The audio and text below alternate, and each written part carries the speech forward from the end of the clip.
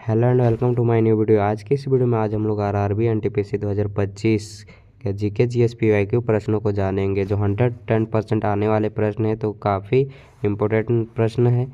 इसीलिए वीडियो को लास्ट तक देखें और हमारे चैनल में पहली बार हैं तो चैनल को भी सब्सक्राइब कर लें। पहला प्रश्न है हम लोग का, अंतरिक्ष विज्ञान के संदर्भ में निम्नलिखित में से किस ग्रह का एक भी चंद्रमा नहीं है। बताना है किस ग्रह में एक भी चंद्रमा नहीं है। तो ऑप्शन ए में शुक्र और बुध, ऑप्शन बी में बृहस्पति और शनि, ऑप्शन सी में नेपच्यून और मंगल, ऑप्शन डी में यूरेनस और नेपच्यून। तो इसका करेक्ट आंसर हो जाएगा ऑप्शन नंबर ए, शुक्र और बुध। शुक्र और बुध में एक भी चंद्रमा नहीं है। काफ़ी इम्पोर्टेंट प्रश्न है जो आरआरबी एनटीपीसी के एग्जाम में पूछे गए प्रश्न है। फिर अगला प्रश्न हम लोग का, सूर्य की चमकती सतह को ब्लैंक स्पेस के रूप में जाना जाता है। बताना सूर्य की चमकती सतह को क्या कहा जाता है। तो ऑप्शन ए में फोटोस्फीयर, ऑप्शन बी में है वायुमंडल, ऑप्शन सी में स्थलमंडल, ऑप्शन डी में वर्णमंडल। तो इसका राइट आंसर हो जाएगा हम लोग का ऑप्शन नंबर ए, फोटोस्फीयर। सूर्य की चमकती सतह को फोटोस्फीयर कहा जाता है। अगला प्रश्न है हम लोग का, आकाशगंगा के निकटतम सर्पिल गैलेक्सी कौन सी है। बताना है सर्पिल गैलेक्सी कौन सी है। तो ऑप्शन ए में सूर्य पुष्प गैलेक्सी, ऑप्शन बी में एंड्रोमेडा गैलेक्सी, ऑप्शन सी में पिन्यूहेल गैलेक्सी, ऑप्शन डी में बोनी गैलेक्सी। तो इसका राइट आंसर हो जाएगा option number B, Andromeda galaxy. Andromeda galaxy is a correct answer. फिर अगला प्रश्न हम लोग का, वह क्षेत्र जहाँ स्रोत से आने वाला सारा प्रकाश अवरुद्ध हो जाता है ब्लैंक स्पेस कहलाता है। बताना है अवरुद्ध हो जाता है वो क्या कहलाता है। तो ऑप्शन ए में है पेनोरबा, ऑप्शन बी में प्रतिछाया, ऑप्शन सी में अंतमबरा, ऑप्शन डी में उम्मबरा। तो इसका करेक्ट आंसर हो जाएगा उम्मबरा। Option D is a correct answer, उम्मबरा इज ए करेक्ट आंसर हो जाएगा इसका। फिर अगला प्रश्न हम लोग का 5 नंबर प्रश्न है,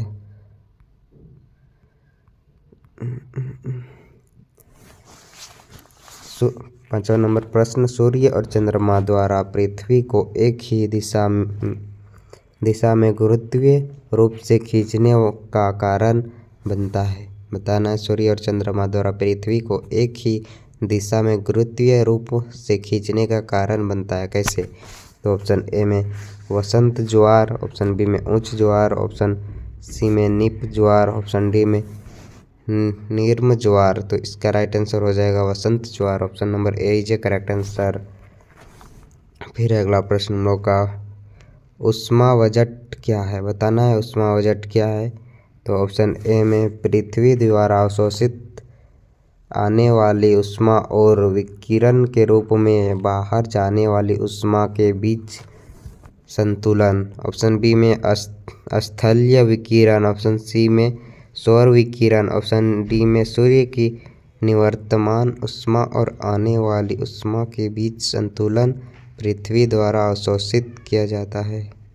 तो इसका करेक्ट आंसर हो जाएगा ऑप्शन नंबर ए, पृथ्वी द्वारा अवशोषित आने वाली ऊष्मा और विकिरण के रूप में बाहर जाने वाली ऊष्मा के बीच का संतुलन ऊष्मावजट कहलाता है।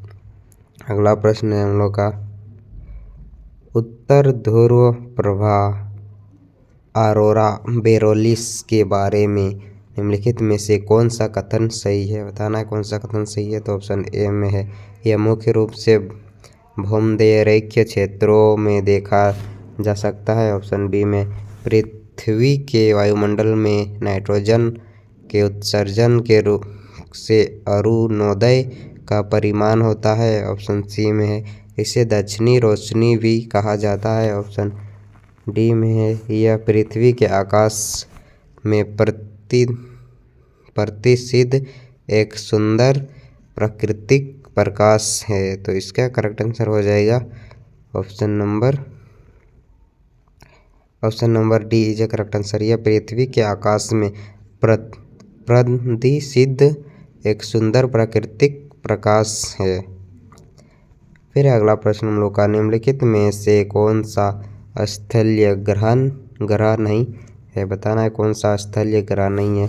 ऑप्शन ए में मंगल ग्रह, ऑप्शन बी में अरुण, ऑप्शन सी में शुक्र, ऑप्शन डी में पृथ्वी। तो इसका करेक्ट आंसर हो जाएगा option number B Arun. Arun एक ग्रह नहीं है, बाकी ये तीनों ग्रह है। काफ़ी इम्पोर्टेंट प्रश्न है। अगला प्रश्न हम लोग का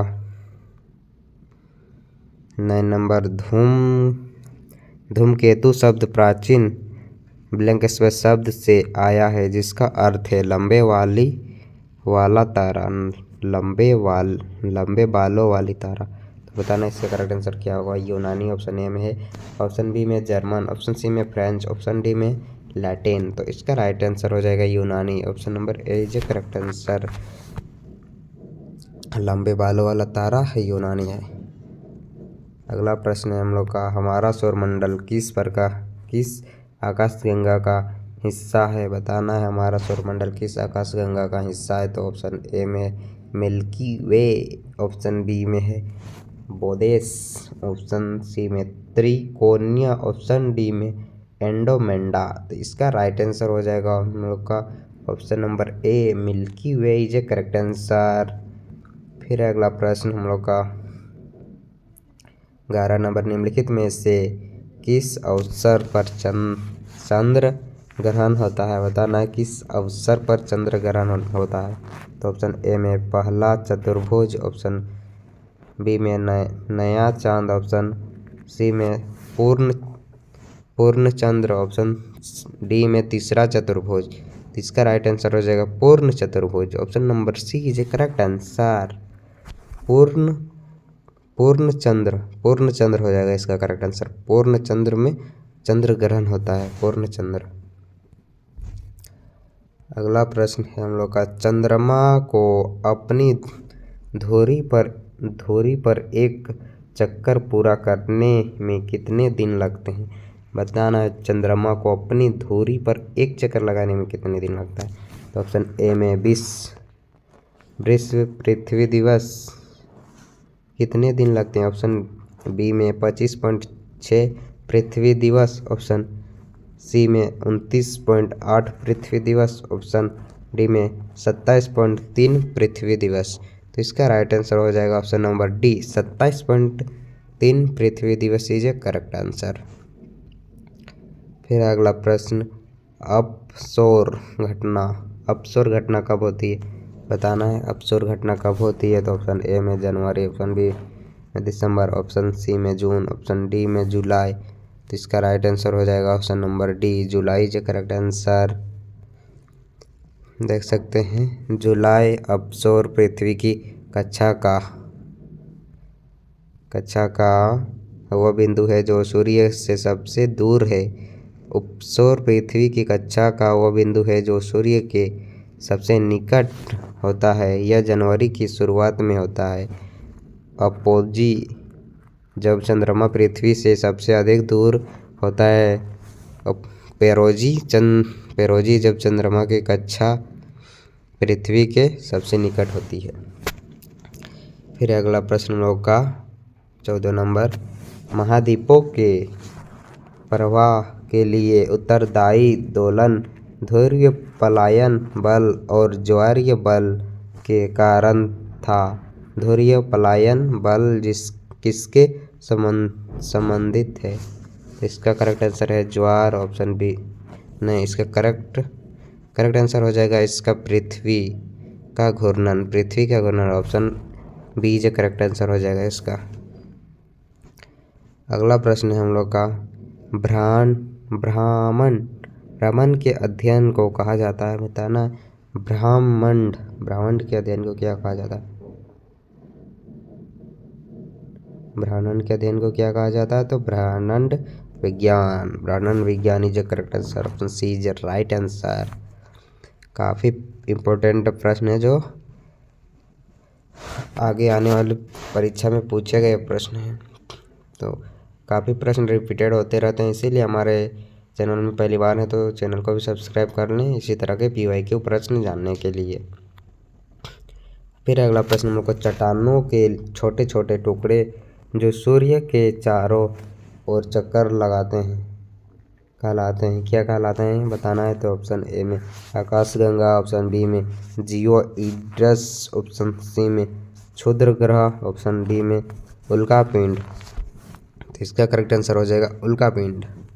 option number D is correct answer. चट्टानों के छोटे छोटे टुकड़े जो सूर्य के चारों ओर चक्कर लगाते हैं उल्कापिंड कहलाते हैं। अगला है कौन सा विकल्प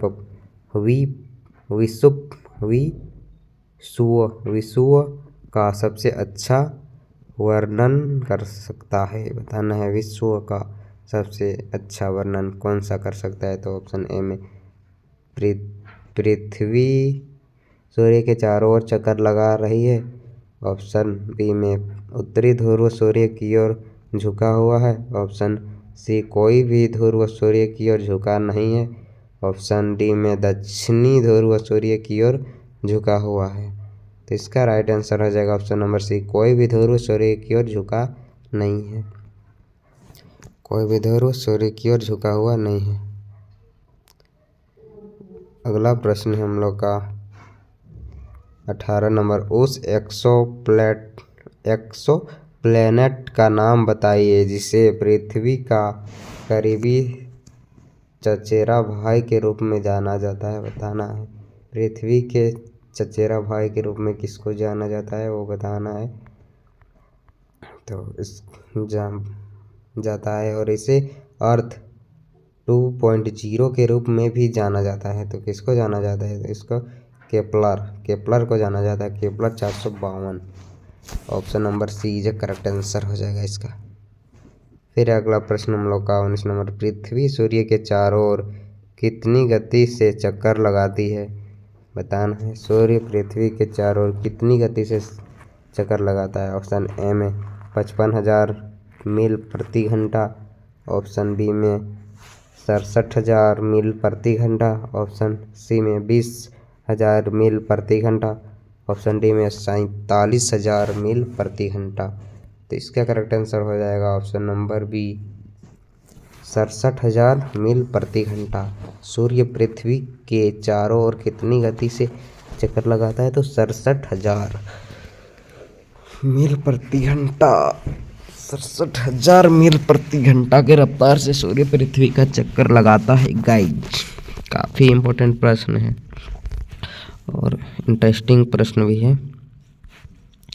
फिर अगला प्रश्न हम लोग को किस ग्रह को पृथ्वी का जुड़वा ग्रह कहा जाता है, बताना है। किस ग्रह को पृथ्वी का जुड़वा ग्रह कहा जाता है। तो ऑप्शन ए में है मंगल, ऑप्शन बी में चंद्रमा, ऑप्शन सी में शुक्र, ऑप्शन डी में कार्ला। इसका राइट आंसर हो जाएगा हम लोग का शुक्र। शुक्र ग्रह को पृथ्वी का जुड़वा ग्रह भी कहा जाता है। अगला प्रश्न है निम्नलिखित में से कौन सा कथन सही नहीं है, बताना है। निम्नलिखित में से कौन सा कथन सही नहीं है। तो ऑप्शन ए में सौरमंडल 2.3 अरब वर्ष पुराना है, ऑप्शन बी में बृहस्पति ग्रह के सौरमंडल में अधिकतम उपग्रह हैं, ऑप्शन सी में बुध ग्रह सूर्य के सबसे निकट है, ऑप्शन डी में शुक्र ग्रह का कोई प्राकृतिक उपग्रह नहीं है। तो बताना है इसका करेक्ट आंसर क्या हो जाएगा। ये भी सही है, ये भी सही है, ये भी सही है। तो क्वेश्चन में पूछा गया है कि हम लोग का कौन सा सही नहीं है। तो इसका करेक्ट आंसर हो जाएगा सौरमंडल 2.3 अरब वर्ष पुराना नहीं है। यह सही नहीं है। फिर अगला प्रश्न हम लोग का निम्नलिखित में से त्रिज्या की दृष्टि से सबसे छोटा बौना ग्रह कौन है, बताना है। त्रिज्या की दृष्टि से सबसे छोटा बौना ग्रह कौन है। तो ऑप्शन ए में होमिया, ऑप्शन बी में मैक, ऑप्शन सी में सेरेस, ऑप्शन डी में एरिस। तो इसका करेक्ट आंसर क्या हो जाएगा। इसका करेक्ट आंसर हो जाएगा Ceres. Ceres is a correct answer. 22 number का करेक्ट आंसर हो जाएगा option number C, Ceres is a correct answer. फिर अगला प्रश्न हम लोग का 23 नंबर क्वेश्चन, निम्नलिखित में से कौन सा ग्रह अपने कुल चंद्रमाओं के साथ गलत रूप से जुड़ा गया है, बताना है कौन गलत रूप से जुड़ा गया। तो ऑप्शन ए में बृहस्पति 79, ऑप्शन बी में नेपच्यून 14, ऑप्शन सी में पृथ्वी 1, ऑप्शन डी में मंगल 4। किसका करेक्ट आंसर हो जाएगा मंगल 4। मंगल 4 गलत रूप में जोड़ा गया है गाइज। अगला प्रश्न है, सूर्य के प्रकाश को पृथ्वी तक पहुंचने में कितना समय लगता है, बताना है सूर्य के प्रकाश को पृथ्वी तक पहुंचने में कितना समय लगता है। तो इसका करेक्ट आंसर क्या हो जाएगा बताना है। तो ऑप्शन ए में है हम लोग का 7 मिनट 32 सेकेंड, ऑप्शन बी में 9 मिनट 32 सेकेंड, ऑप्शन सी में 7 मिनट 56 सेकेंड, ऑप्शन डी में 8 मिनट 20 सेकेंड। तो इसका करेक्ट आंसर हो जाएगा 8 मिनट 20 सेकेंड। सूर्य के प्रकाश को पृथ्वी तक पहुंचने में 8 मिनट 20 सेकेंड लगता है। काफ़ी VVI प्रश्न है, देख सकते हैं NTPC के एग्ज़ाम में पूछा गया प्रश्न है, तो आप लोग अच्छे से देखते जाइएगा।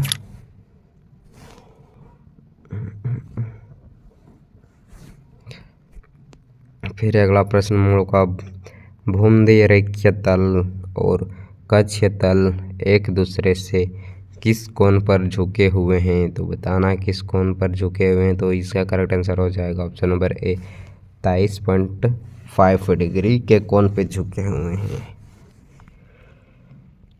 अगला प्रश्न है हम लोग का 26 नंबर, पूर्णिमा के बाद अगले 14 दिनों की जगह 14 दिनों में जहां चंद्रमा पतला होता रहता है और अदृश्य हो जाता है उसे कहा जाता है, क्या कहा जाता है।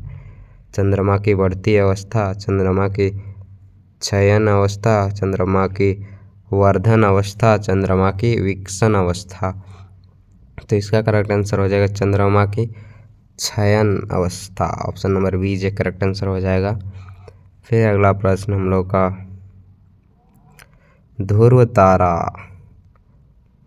तारा एक स्थान पर स्थिर क्यों दिखाई देता है जबकि अन्य सभी तारे पूर्व से पश्चिम की ओर चलते हुए प्रतीत होते हैं, बताना है ध्रुव तारा एक तरह स्थित क्यों दिखाई देता है। तो ऑप्शन ए में है इसका क्योंकि ध्रुव तारा एक ग्रह है, ऑप्शन बी में ध्रुव तारा चंद्रमा के पास है, ऑप्शन सी में क्योंकि ध्रुव तारा पृथ्वी की धुरी की दिशा में स्थित है जिस पर पृथ्वी घूमती है, ऑप्शन डी में ध्रुव तारा सूर्य के निकट है। तो इसका करेक्ट आंसर हो जाएगा ऑप्शन नंबर सी, क्योंकि ध्रुव तारा पृथ्वी की धुरी की दिशा में स्थित है जिस पर पृथ्वी घूमती है उसी पर ध्रुव तारा स्थित है, इसीलिए वो प्रतीत होता है कि वो एक ही जगह पे स्थिर है। तो इसका करेक्ट आंसर हो जाएगा ऑप्शन नंबर सी। फिर अगला प्रश्न हम लोग का, चंद्रमा की किस अवस्था में चंद्रमा अदृश्य होता है। तो किस अवस्था में अदृश्य होता है, तो ये हो जाएगा option number C is a correct answer, अमावस्या। चंद्रमा अदृश्य होता है अमावस्या में, option number C is a correct answer. अगला प्रश्न है हम लोग का, वह सबसे प्रसिद्ध तारामंडल कौन सा है जो गर्मियों की शुरुआती रातों में दिखाई देता है और भालू के आकार का होता है, बताना है कौन सी हो जाएगा इसका करेक्ट आंसर। तो ऑप्शन ए में है ओरियन, ऑप्शन बी में विक्षिक, ऑप्शन सी में सिंह, ऑप्शन डी में सप्तवर्षीय तारामंडल। तो इसका करेक्ट आंसर हो जाएगा ऑप्शन नंबर डी, सप्तवर्षीय तारामंडल is correct answer, option number D is correct answer. फिर अगला प्रश्न का, पूर्णिमा तिथि को पहला दिन मानते हुए किस दिन चंद्रमा अदृश्य हो जाता है। तो पूर्णिमा तिथि को पहला दिन मानते हुए किस दिन चंद्रमा अदृश्य हो जाता है, तो इसका करेक्ट आंसर हो जाएगा 15वें दिन, option number D is correct answer. फिर अगला प्रश्न हम लोग का, 31 नंबर क्वेश्चन है। 31 नंबर प्रश्न है, सितारों में प्लाज्मा बनने का कारण है। बताना है सितारों में प्लाज्मा बनने का क्या कारण है। बहुत कम तापमान, ऑप्शन ए में बहुत कम तापमान, ऑप्शन बी में बहुत अधिक तापमान, ऑप्शन सी में उच्च गुरुत्वाकर्षण, ऑप्शन डी में सूर्य दूरी। तो इसका करेक्ट आंसर हो जाएगा बहुत अधिक तापमान। बहुत अधिक तापमान के कारण सितारों में प्लाज्मा बनता है। अगला प्रश्न है हम लोग का, निम्न में से किस ग्रह को युद्ध के रोमन देवता कहा जाता है। बताना निम्नलिखित में से किस ग्रह को युद्ध के रोमन देवता कहा जाता है। तो ऑप्शन ए में है इसका पृथ्वी, ऑप्शन बी में प्लूटो, ऑप्शन सी में शुक्र, ऑप्शन डी में मंगल। तो इसका करेक्ट आंसर हो जाएगा मंगल। Option number D is correct answer. देख सकते हैं मंगल लाल ग्रह, सूर्य के चौथा ग्रह, बुध यात्रा के रोमन देवता, शुक्र प्रेम और सौंदर्य की रोमन देवी, बृहस्पति रोमन देवताओं का राजा, शनि कृषि और रोमन देवता, अरुण देवताओं का यूनानी राजा, वरुण समुद्र का रोमन देवता, प्लूटो अधोलोक के रोमन देवता। सब कुछ ना कुछ है। अगला प्रश्न में, पृथ्वी की द्रव्यमान कितना है। बताना पृथ्वी की द्रव्यमान कितना है। तो इसका करेक्ट आंसर हो जाएगा option number D 5.97 into 10⁻24 kilogram है पृथ्वी का द्रव्यमान। अगला प्रश्न है हम लोग का, देशांतर और अक्षांश के बारे में इनमें से कौन सा कथन गलत है। बताना इनमें से कौन सा कथन गलत है। तो ऑप्शन इसका गलत आंसर हो जाएगा हम लोग का, देशांतर कभी भी एक दूसरे को प्रतिच्छेद नहीं करता है। यानी देशांतर अक्षांश के बारे में इनमें से कौन सा कथन गलत है। तो ऑप्शन बी गलत है। ऑप्शन बी जो राइट आंसर हो जाएगा, देशांतर कभी भी एक दूसरे को प्रतिच्छेद नहीं करता है। फिर अगला प्रश्न हम लोग का 35 नंबर प्रश्न है हम लोग का, अक्षांश के समांतर निम्नलिखित में से कौन सी रेखा उनके स्थान के साथ सुमेलित नहीं है। बताना है कौन सी सुमेलित नहीं है। तो ऑप्शन ए में आर्कटिक वृत्त भूमध्य रेखा के उत्तर में, ऑप्शन बी में मकर रेखा पूर्वी गोलार्ध, ऑप्शन सी में कर्क रेखा उत्तरी गोलार्ध, ऑप्शन डी में अंटार्कटिक वृत्त अंटार्कटिक वृत्त भूमध्य रेखा दक्षिण में। तो इसका करेक्ट आंसर हो जाएगा ऑप्शन नंबर बी मकर रेखा पूर्वी गोलार्ध। ये सुमेलित सही नहीं है। अगला प्रश्न है हम लोग का, भारत की मानक मायोत्तर इनमें से किस स्थान से होकर गुजरती। बताना है किधर से होकर गुजरती है भारत की मानक मायोत्तर। तो इसका करेक्ट आंसर हो जाएगा मिर्ज़ापुर से होकर गुजरती है भारत की मानक मायोत्तर। ऑप्शन नंबर बी जो करेक्ट आंसर हो जाएगा इसका। फिर अगला प्रश्न हम लोग का, भारत के संबंध में निम्नलिखित में से कौन सा कथन गलत है। बताना है भारत के संदर्भ में कौन सा कथन गलत है। तो इसका गलत कथन है ऑप्शन नंबर ए, भारत पूर्ण दक्षिणी गोलार्ध में स्थित है। ये कथन गलत है, पूर्ण दक्षिणी गोलार्ध में स्थित है, ये गलत है। ऑप्शन नंबर ए ये करेक्ट आंसर हो जाएगा इसका। फिर अगला प्रश्न देख सकते हैं, भारत भूमध्य रेखा के उत्तर में स्थित है, अतः यह उत्तरी गोलार्ध में है। अगला प्रश्न, कर्क रेखा ब्लैंक स्पेस से होकर नहीं गुजरती है। बताना है कर्क रेखा किससे होकर नहीं गुजरती है। तो ऑप्शन ए में है झारखंड, ऑप्शन बी में नागालैंड, ऑप्शन सी में गुजरात, ऑप्शन डी में मध्य प्रदेश। तो इसका राइट आंसर हो जाएगा नागालैंड। कर्क रेखा नागालैंड से होकर नहीं गुजरती है। Option number B is correct answer. अगला प्रश्न है हम लोग का, पूर्वी अरुणाचल प्रदेश में सूर्योदय सबसे पश्चिमी गुजरात में सूर्योदय से कितने घंटे पहले होता है। बताना है कितने घंटे पहले होता है? तो ऑप्शन ए जो करेक्ट आंसर हो जाएगा 2 घंटे पहले। 2 घंटे पहले वहाँ सूर्योदय हो जाता है गुजरात से। गुजरात में 2 घंटा बाद में सूर्योदय होता है। तो इसका राइट आंसर हो जाएगा ऑप्शन नंबर ए। फिर अगला प्रश्न हम लोग का, निम्नलिखित में से किस देश में एक से अधिक मानक मायोंतर है? तो बताना है किस देश में एक से अधिक मायोंतर है। तो ऑप्शन ए में जापान, ऑप्शन बी में अमेरिका, ऑप्शन सी में अफगानिस्तान, ऑप्शन डी में भारत। तो इसका करेक्ट आंसर हो जाएगा option number B America. America में सबसे ज़्यादा मायोंतर है, एक से अधिक है उसमें। फिर अगला प्रश्न हम लोग का 41 नंबर, 1 डिग्री अक्षांश लगभग ब्लैंक स्पेस किलोमीटर के बराबर होता है। बताना 1 डिग्री अक्षांश कितने किलोमीटर के बराबर होता है? तो 100, ऑप्शन ए में 121, ऑप्शन बी में 221, ऑप्शन सी में 111, ऑप्शन डी में 131। तो इसका राइट आंसर हो जाएगा 111, option number C is correct answer. 1 degree अक्षांश 111 किलोमीटर के बराबर होता है।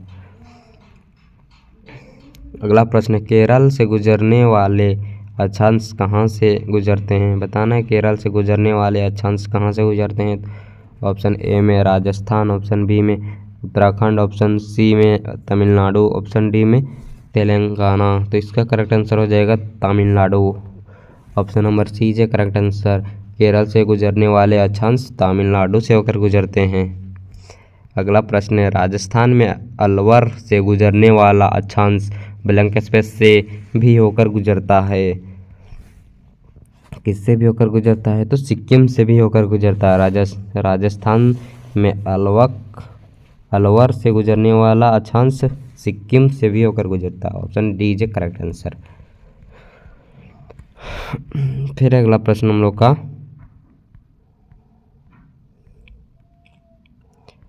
45 नंबर क्वेश्चन है, निम्नलिखित में से कौन सा अक्षांश भारत से सबसे दूर है? बताना है कौन सा अक्षांश भारत से सबसे दूर है। तो ऑप्शन ए में दक्षिणी ध्रुव, ऑप्शन बी में आर्कटिक सर्कल, ऑप्शन सी में उत्तरी ध्रुव, ऑप्शन डी में मकर रेखा। तो इसका करेक्ट आंसर हो जाएगा दक्षिणी ध्रुव, option number A is correct answer. फिर अगला प्रश्न हम लोग का, भारत का दक्षिणी बिंदु इंदिरा पॉइंट ग्रेट निकोबार द्वीप के ब्लैंक स्पेस सिरे पर स्थित है। तो ब्लैंक स्पेस में क्या भराएगा? तो दक्षिणी भराएगा, option number D is correct answer. दक्षिणी सिरे पर स्थित है निकोबार द्वीप, दक्षिणी सिरे के स्थित है। फिर अगला प्रश्न हम लोग का, निचले अक्षांशों के उष्णकटिबंधीय क्षेत्रों से उच्च समशीतोष्ण और उपध्रुवीय क्षेत्रों में बहने वाली जल धाराओं को ब्लैंक स्पेस कहा जाता है। क्या कहा जाता है? तो इसका करेक्ट आंसर हो जाएगा उष्ण धाराएं, option number A is correct answer. उष्ण धाराएं कहा जाता है। फिर अगला प्रश्न हम लोग का 48 नंबर प्रश्न है, बंगाल की खाड़ी के उत्तर में अंडमान द्वीप समूह और दक्षिण में निकोबार द्वीप समूह एक जल निकाय द्वारा पृथक किए गए हैं, जिसे चैनल कहा जाता है। ब्लैंक स्पेस जिसे कौन सा चैनल कहा जाता है? तो ऑप्शन ए में 20 डिग्री, ऑप्शन बी में 40 डिग्री, ऑप्शन सी में 10 डिग्री, ऑप्शन डी में 30 डिग्री। तो इसका करेक्ट आंसर हो जाएगा 10 degree is correct answer, option number C is right answer. फिर अगला प्रश्न, उस विशाल एकल भूभाग का क्या नाम था जो विश्व के वर्तमान महाद्वीपों को बनाने के लिए विभाजित हो गया? तो इसका करेक्ट आंसर हो जाएगा ऑप्शन नंबर बी पेंजिया विभाजन हो गया, option B is correct answer. अगला प्रश्न, बोर्नियो, जावा और सुमात्रा निम्नलिखित में से किस द्वीप समूह के द्वीप हैं? तो इसका ऑप्शन ए में इंडोनेशिया, ऑप्शन बी में मालदीव, ऑप्शन सी में मारिशस, ऑप्शन डी में सेशेल्स। सेशेल्स। तो इसका राइट आंसर क्या हो जाएगा बताना है, तो इसका करेक्ट आंसर हो जाएगा Indonesia. Option number A is correct answer. Borneo, Java और सुमात्रा निम्नलिखित में से किस द्वीप समूह के द्वीप हैं, तो इंडोनेशिया द्वीप समूह के द्वीप हैं। आज के लिए इतना ही। आरआरबी एनटीपीसी के काफ़ी इम्पोर्टेंट प्रश्न हैं जो आरआरबी के एग्ज़ाम में बार बार पूछे जाते हैं। तो इसी तरह के प्रश्न पाने के लिए और आप आरआरबी एनटीपीसी का एग्ज़ाम दे रहे हैं तो हमारे चैनल से जुड़े रहें इसी प्रकार का प्रश्न पाने के लिए। Thanks for watching.